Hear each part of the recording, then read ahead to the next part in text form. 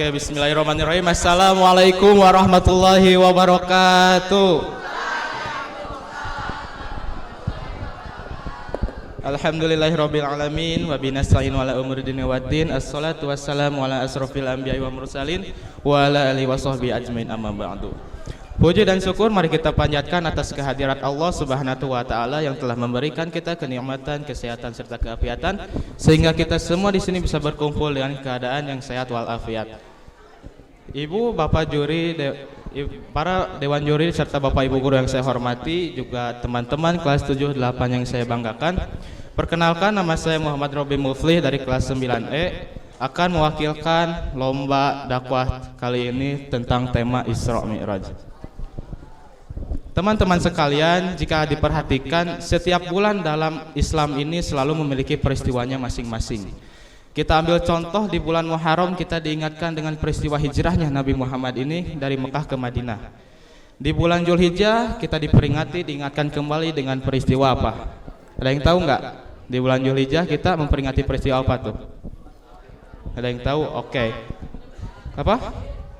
Kurban. Nah, benar. Di bulan Zulhijjah kita diingati dengan peristiwa kurban. Maju ke bulan Rabiul Awal, kemarin kita diperingati dengan peristiwa Maulid Nabi. Nah, sekarang di bulan Rajab kita diingatkan memperingati peristiwa Isra Mi'raj. Teman-teman sekalian, ada yang nggak tahu, ada yang tahu nggak Isra itu apa? Apa itu Isra? Apa? Oke, Isra itu perjalanan dari Masjidil Haram ke Masjidil Aqsa.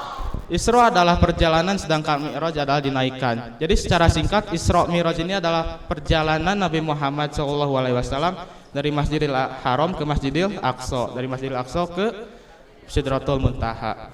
Nah, teman-teman sekalian, perjalanan Nabi dari Masjidil Haram ke Masjidil Aqsa ini tidak semata-mata langsung ke Masjidil Aqsa saja. Tapi Nabi ini dengan malaikat Jibril menaiki kendaraan buraq, yang dimana buraq ini dalam riwayat disebutkan hewan putih besar bersayap, ukurannya lebih besar dari kuda, ukurannya lebih besar dari keledai dan lebih kecil dari kuda. Nah, Nabi ini naik buraq nih dengan malaikat Jibril ke Madinah, dari Mekah Masjidil Haram ini ke Madinah dulu.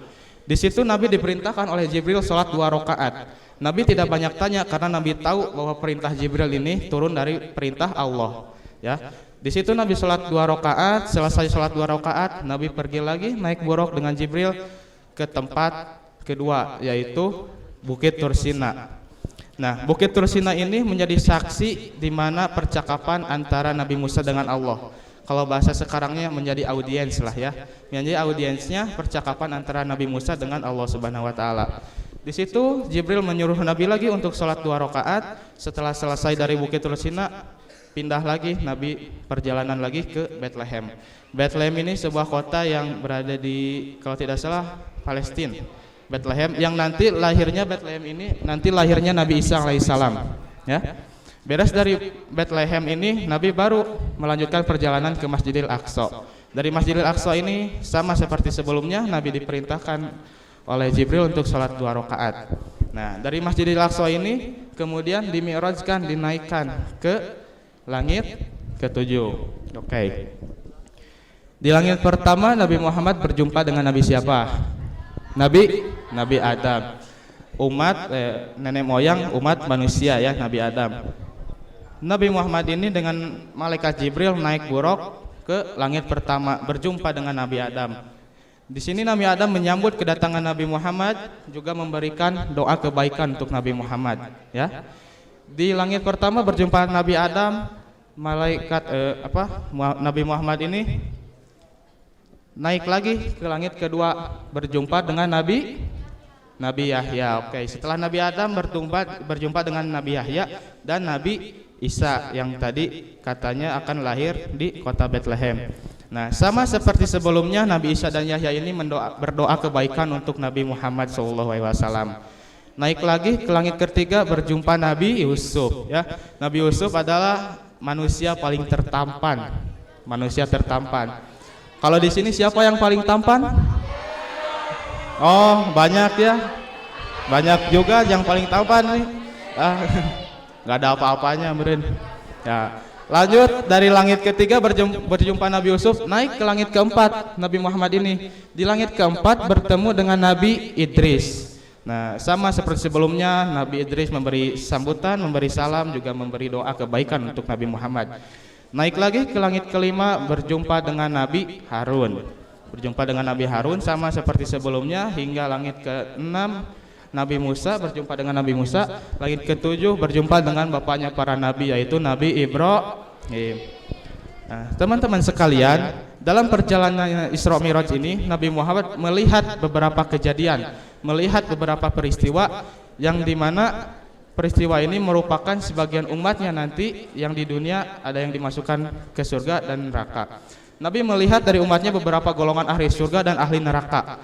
Nah, yang pertama Nabi melihat suatu kaum yang dimana mereka memikul kayu yang berat, memikul beban yang berat, tapi anehnya beban itu bukan dikurangi, bukan diringankan beban itu, tapi malah ditambah.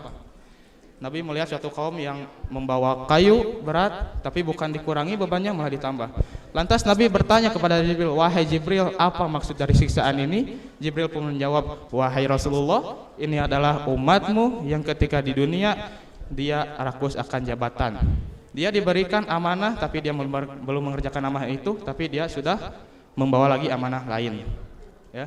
Contoh kita ambil sekolah ini paling dekat organisasi kelas saja. Jadi sekretaris atau jadi bendahara itu kan amanah kelas kepada kita. Nah, ini jadi sekretaris, tugas sekretaris belum selesai tapi dia mau jadi KM, mau jadi ketua murid. Tentunya dia ini memikul dua amanah kan, yang pertama jadi sekretaris, yang kedua jadi KM. Jadi sekretaris belum selesai, dia pengen jadi KM. Nah, ini yang disebutkan Jibril itu. Lanjut ke peristiwa yang kedua, Nabi melihat suatu kaum yang dimana lidahnya itu dipotong. Lidahnya dipotong, tumbuh lagi, dipotong, tumbuh lagi. Nabi tanya kepada Jibril, wahai Jibril, siapakah mereka itu? Jibril menjawab, mereka adalah umatmu yang di dunia selalu mencela orang lain, selalu mengolok-olok orang lain, dan mengejek-ngejek saudaranya sendiri. Ayah, nuk itu ayah.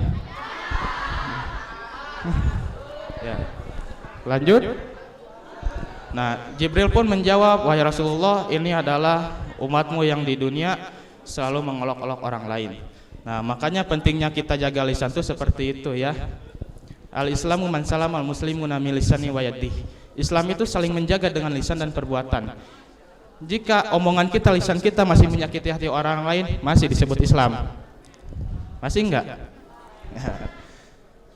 Melindunginya dengan lisan dan perbuatan. Lisan kita pakai untuk apa? Yang baik-baik, perbuatan pakai tangan yang baik-baik. Nah, puncaknya peristiwa Isra Mi'raj ini, Nabi Muhammad di Sidratul Muntaha ini menerima perintah sholat. Perintah sholat yang awalnya 50 waktu, Nabi kan nerima-nerima saja ya. Baik, ya Allah, kata Nabi, menerima perintah 50 waktu, sholat 50 waktu untuk umatnya. Nabi turun nih, turun ke langit ke-7, langit ke-6. Di langit ke-6 Nabi berjumpa dengan Musa. Nabi Musa bertanya, wahai Muhammad, apa yang diperintahkan Tuhanmu untuk umatmu? Nabi Muhammad menjawab, sungguhnya aku diperintahkan oleh Allah salat 50 waktu. Nabi Musa balik ngomong nih, sungguh aku yakin umatmu tidak akan kuat, mintalah keringanan. Nabi Muhammad minta nih keringanan bolak-balik dari 50 jadi 45, 40 sampai akhirnya 5 waktu. Nah, walaupun sholatnya udah 5 waktu tapi Musa belum menerima nih. Musa masih bilang, sungguh wahai Muhammad, umatmu tidak akan kuat, minta keringanan lagi. Tapi apa kata Nabi Muhammad?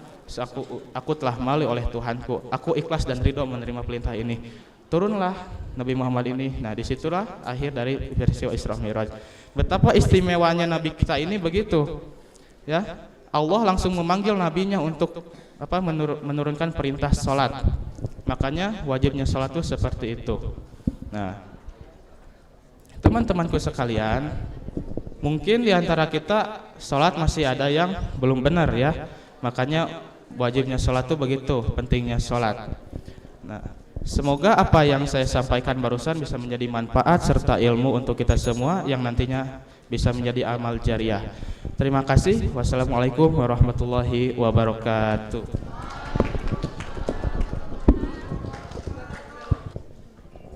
Assalamualaikum warahmatullahi wabarakatuh.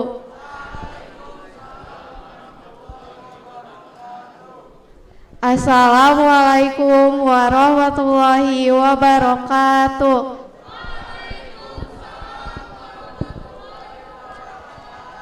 Yang saya hormati Bapak Ibu Guru SMP As-Salam, yang saya hormati Dewan Juri SMP As-Salam, dan juga teman-teman yang saya banggakan. Puji syukur marilah kita panjatkan kepada Allah Subhanahu wa taala karena berkat rahmat dan karunia-Nya kita bisa berkumpul di pagi yang cerah ini.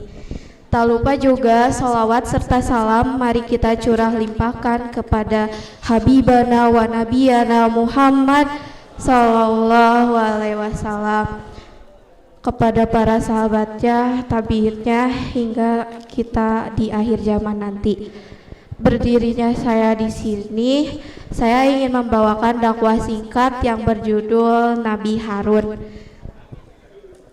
Nabi Harun adalah salah seorang nabi yang diminta oleh Nabi Musa kepada Allah Subhanahu wa taala untuk menjadi atau membantu beliau dalam berdakwah kepada kaum Fir'aun. Kisah Nabi Harun tidak bisa lepas dari kisah Nabi Musa. Beliau dipanggil 20 kali namanya di dalam Al-Quran. Terlepas dari semua itu, Nabi Musa alaihi wasallam meminta kepada Allah Subhanahu wa taala untuk mengangkat Nabi Harun menjadi nabi, hingga akhirnya Nabi Harun pun diangkat menjadi nabi oleh Allah. Pada saat itu Nabi Musa alaihi wasallam menginginkan Nabi Harun menjadi nabi karena beliau telah membantu Nabi Musa untuk menyampaikan dakwahnya kepada Fir'aun, karena pada saat itu Nabi Musa alaihi wasallam tidak fasih dalam berbicara ataupun tidak lancar ngomongnya. Sebab itu Nabi Harun alaihi wasallam diangkat oleh Allah Subhanahu wa taala menjadi nabi dan membantu saudaranya untuk berdakwah kepada kaum Fir'aun. Selepas dari itu Allah mengangkat Nabi Harun menjadi nabi, dan ada salah satu doa yang dikeluarkan oleh Nabi Harun kepada kaum Fir'aun, yaitu, ada yang tahu nggak doa Nabi Musa ketika menghadapi Fir'aun? Jadi doanya itu adalah A'udzubillahi minasyaitonirrajim, Bismillahirrahmanirrahim.